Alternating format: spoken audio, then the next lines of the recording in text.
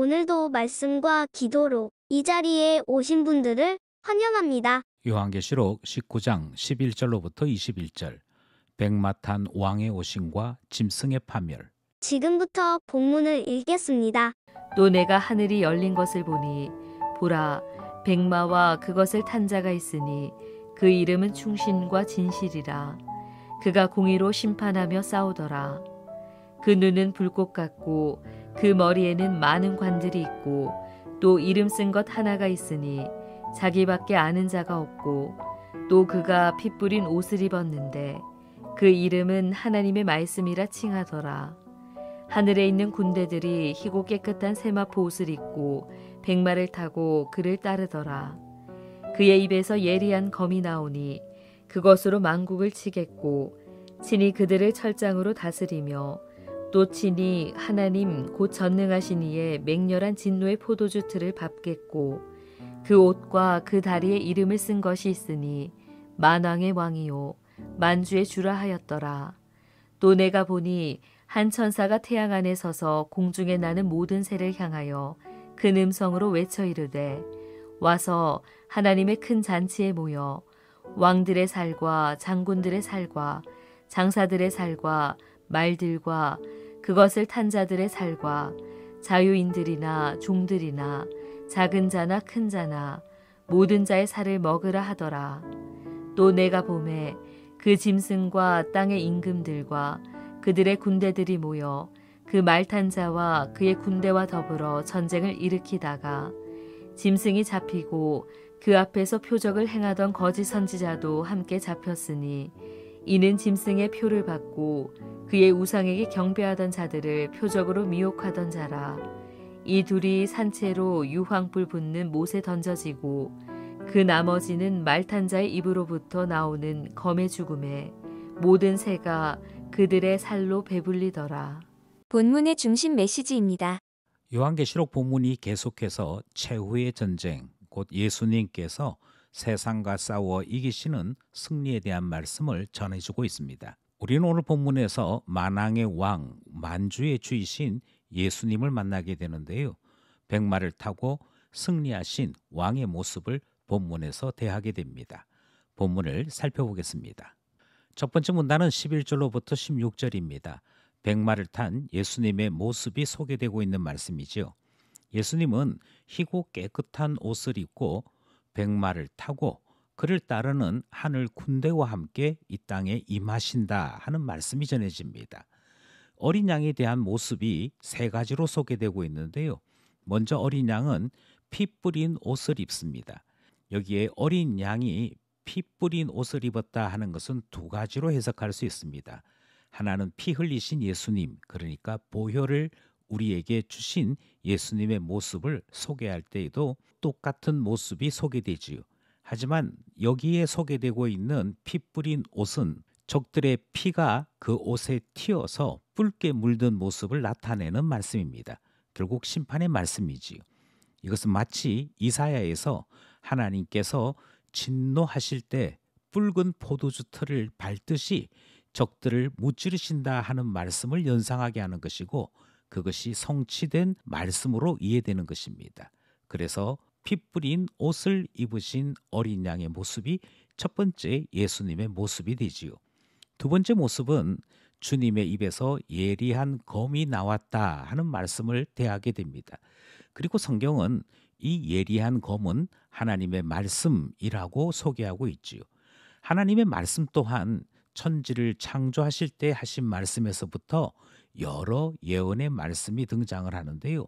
여기에 소개되고 있는 예리한 검으로 소개된 하나님 말씀은 진리의 말씀인 동시에 심판의 말씀을 상징합니다. 이 말씀에 따라 그들은 예고된 심판을 당하게 되는 것이지요. 이것이 예수님에 대한 두 번째 소개 말씀입니다. 마지막 예수님에 대한 소개 말씀은 예수님의 옷과 다리에 이름이 새겨져 있더라 하는 16절 말씀인데요. 거기에 소개된 예수님의 이름은 만왕의 왕이요 만주의 주시라 그렇게 소개되고 있습니다. 이처럼 예수님은 승리하신 분입니다. 대적을 발로 밟으시고 그들의 피가 포도주 틀에서 나오는 포도주와 같이 온 땅에 뿌려지는 처참한 심판을 행하시는 분이 우리 주님이시다. 이 소개의 말씀을 첫 번째 문단에서 살펴보았습니다. 둘째 문단은 17절로부터 21절입니다. 하나님의 큰 잔치에 대한 말씀이지요. 하나님께서 큰 잔치로 모이라 하시는 말씀을 선포하십니다. 이 잔치는 어린 양의 혼인 잔치와는 정반대의 분위기로 소개됩니다. 한마디로 비극적이고 비참한 잔치라고 소개할 수 있지요. 이 잔치에는 여러 사람들의 죽어 있는 모습이 소개됩니다. 왕들, 장군들, 장사들, 말들, 그것을 탄 자들, 자유인, 종들, 작은 자, 큰 자, 그러니까 세상에 있는 모든 사람들을 다 소개합니다. 그리고는 그 모든 자의 살들을 공중의 새들과 짐승들이 먹더라 하는 대참사에 대한 소개 말씀이 있는 것이지요. 이것은 에스겔서 39장에 예언된 말씀의 성취입니다. 두 번째 내용은 유황불못에 대한 말씀인데요. 이는 짐승의 표를 받고 그의 우상에게 경배하던 자들을 표적으로 미혹하던 자라. 이 둘이 산채로 유황 불 붙는 못에 던져지고 하는 말씀이 소개되고 있습니다. 14절에서는 사망과 음부도 불못에 던져지니 이것은 둘째 사망 곧 불못이다 라는 말씀을 우리에게 전하고 있습니다. 이 사실을 미루어 볼 때 지금까지는 짐승에게서 지지를 받고 힘을 얻었던 그들이 우상 숭배자로서 교회를 핍박하고 성도를 핍박하여 때로는 피를 뿌리는 순교를 하게 했고 눈물을 흘리게 만들었던 것을 잘 알 수 있으나 예수 그리스도가 오심으로 하나님의 놀라운 심판이 나타나는 것을 본문이 소개하고 있습니다. 우리는 아마겟돈 전쟁에서부터 오늘 본문에서도 계속 최후의 전쟁에 대한 말씀을 듣고 있지요. 어떤 이들은 어떻게 최후의 전쟁에 대한 소개 말씀이 계속 이어지는가? 예를 들어 한국 전쟁 때 인천 상륙 작전이 일어났습니다. 드디어 연합군이 한국 본토에 진출하는 일이 있었습니다. 그때의 승리도 승리이지요. 하지만 최종적인 승리는 모든 싸움이 마쳐지고 항복했다 하는 서약이 일어날 때 최종 전쟁의 승리가 일어나는 것 아니겠습니까? 지금 아마겟돈 전쟁 이후로부터 예수 그리스도께서 그들의 큰 군대를 멸하시고 모든 세상 적들을 멸하시는 일들을 친히 보이시면서 완전한 승리로 나아가고 있는 것을 우리에게 계속 소개하고 있는 것입니다. 그리고 우리는 이 말씀을 들으면서 한 가지 질문을 하게 되는 것이지요. 한때 온 세상은 미친 듯이 하나가 되어 하나님을 향해 대적했더랬습니다.